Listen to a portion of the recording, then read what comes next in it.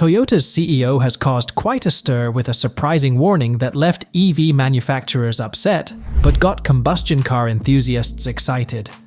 The new CEO, Koji, isn't a fan of EVs and strongly opposes the idea of going all electric.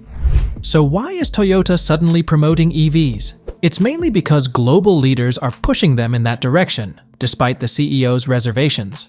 Toyota has been quietly experimenting with a new type of fuel that could potentially disrupt the entire EV agenda and keep combustion engines from being banned. What's behind the CEO's criticism about EVs? What are they not telling you about electrification? And when will their new alternative fuel become available? Let's dive into what's really going on. This all traces back to the days of Toyota's former CEO, Akio Toyota, who stepped down due to his reluctance to fully embrace EVs. Why would the CEO of one of the world's largest automakers go against what many see as an inevitable future trend? Toyota took a more proactive stance, considering themselves part of a silent majority in the auto industry who had doubts about an EV-only future.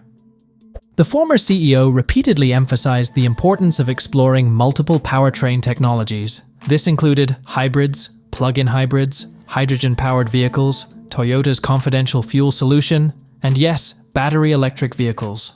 He believed that those in the auto industry, who largely kept quiet, were pondering whether EVs should be the sole option. He emphasized that it was a trend, but the right answer wasn't clear. He said, "We shouldn't limit ourselves to just one option." He argued that while many viewed EVs as the only path to carbon neutrality, the true challenge was carbon itself, not the type of powertrain. Moreover, the new CEO raised concerns about the potential consequences of banning internal combustion engine cars, which caught everyone's attention. According to Toyota, BEVs were not the only solution to achieving carbon neutrality. Instead, they advocated for a diverse portfolio that included hybrids, plug-ins, battery electrics, and fuel cell vehicles. It's worth noting that the former CEO was mindful of the looming shortages of vital materials, like lithium and battery-grade nickel, foreseeing potential supply chain challenges in the coming decade. Additionally, Toyota questioned the pace at which regulators were pushing for the widespread adoption of all-electric vehicles, pointing out potential issues like infrastructure limitations, varying consumer preferences across regions, and pricing challenges. While Toyota's approach might seem like resistance to change, it's important to note that under Akio Toyota's leadership, the company didn't outright reject electric vehicles. They allocated a substantial $70 billion for electrified vehicles over a span of 9 years, though this sum might appear conservative compared to some rivals. Toyota's core focus was on diversification, aiming to offer a wide array of powertrains to cater to a broad range of customers. However, an unfortunate turn of events occurred when Akio Toyota was ousted, primarily due to his concerns about electrification. As the 66-year-old grandson of Toyota's founder, he not only played the role of CEO, but embodied the company's philosophy. He believed in letting people choose what they genuinely wanted, rather than mandating EVs for all. However, this stance led Toyota to be labeled as one of the world's most resistant companies in 2022, placing it alongside oil giants like ExxonMobil. To underline the gap, Toyota's first EV, the bZ4X, faced a troubled launch marked by safety recalls. While many automakers were celebrating double-digit EV sales, Toyota accounted for less than 1% of its total US sales from zero-emission vehicles, selling only around 1,200 units in the initial stages.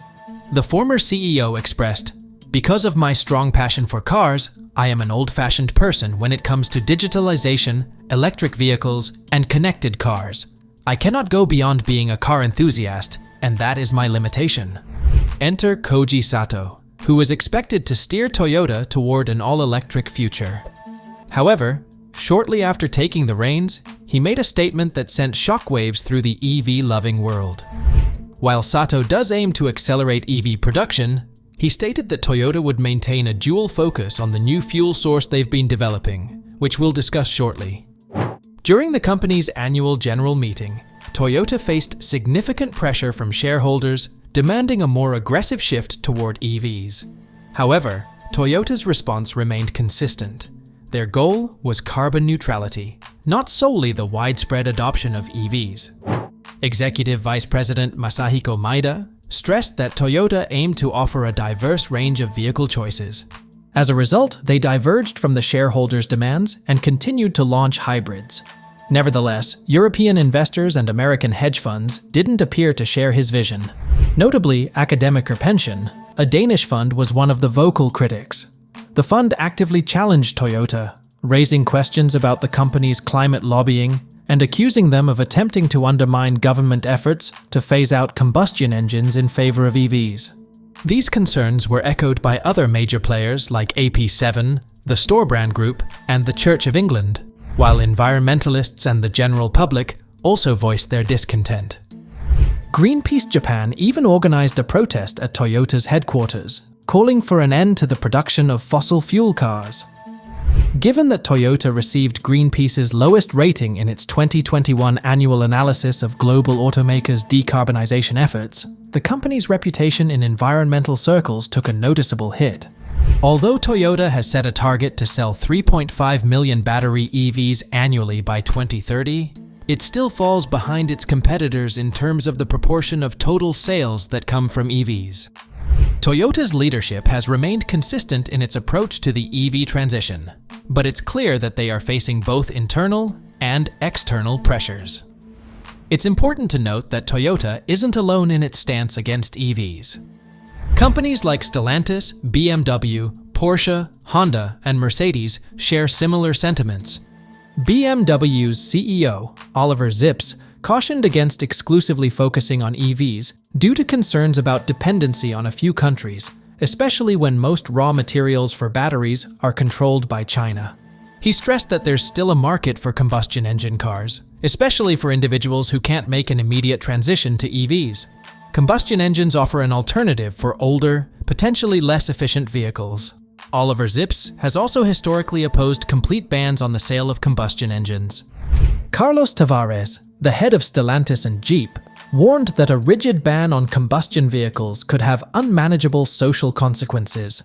Transitioning solely to EVs, which are currently more expensive than fossil fuel or hybrid counterparts, could make car ownership unaffordable for many, particularly impacting the middle class. Honda's CEO, who has spent over 3 decades in engine development, admitted that while the transition might feel personally threatening, decisions must prioritize what's best for the business.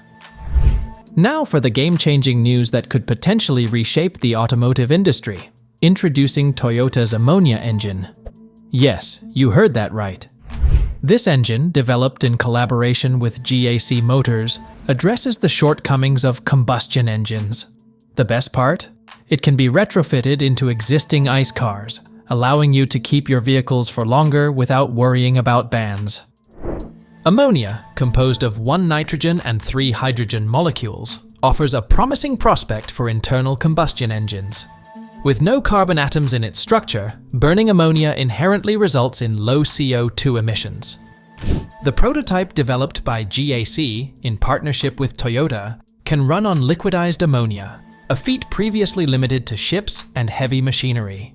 The revelation that a 2-liter 4-cylinder engine can produce 161 horsepower with 90% fewer carbon emissions is a significant breakthrough.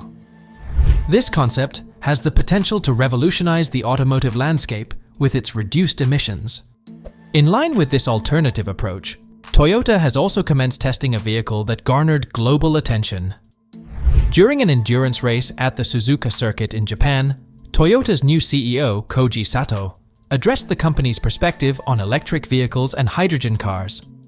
While recognizing the need for an EV-first mindset, he stressed the importance of keeping hydrogen as a viable option for the future. Koji Sato's comments suggest that Toyota aims to be prepared for a range of potential future energy scenarios. Despite this, they are now testing new hydrogen racing fuel cells that offer both efficiency and power. Toyota has introduced a new foray into eco-friendly technology, with a Corolla powered by liquid hydrogen, marking the entry of hydrogen-fueled vehicles into the world of auto racing. This hydrogen-powered Corolla participated in the Super Taikyu 24-hour race at the Fuji Speedway, underlining Toyota's dedication to green technology. However, it's important to note that this race car is currently more of an experimental concept than a commercial product. In contrast to typical electric vehicles, The hydrogen Corolla employs a combustion engine that runs on liquid hydrogen instead of gasoline. While Toyota has faced criticism for its gradual approach to electrification, its recently revealed roadmap is notably ambitious. They aim to introduce next-gen EVs with an impressive range of over 600 miles by 2026 and approximately 900 miles post-2028. The first of these cutting-edge EVs will be launched under their luxury brand, Lexus, and will incorporate advanced lithium-ion battery technology. Toyota's future objectives encompass the utilization of gigacasting technologies to expedite vehicle production and the creation of ultra-aerodynamic vehicle designs. While their commitment to electric and hydrogen technologies is evident, Toyota isn't completely abandoning internal combustion engines. They intend to continue their development in this area, ensuring a diverse range of options for consumers worldwide. The question arises, should Toyota entirely phase out combustion engines, or do you support their approach of seeking alternative solutions to the energy crisis? Feel free to share your thoughts in the comments below.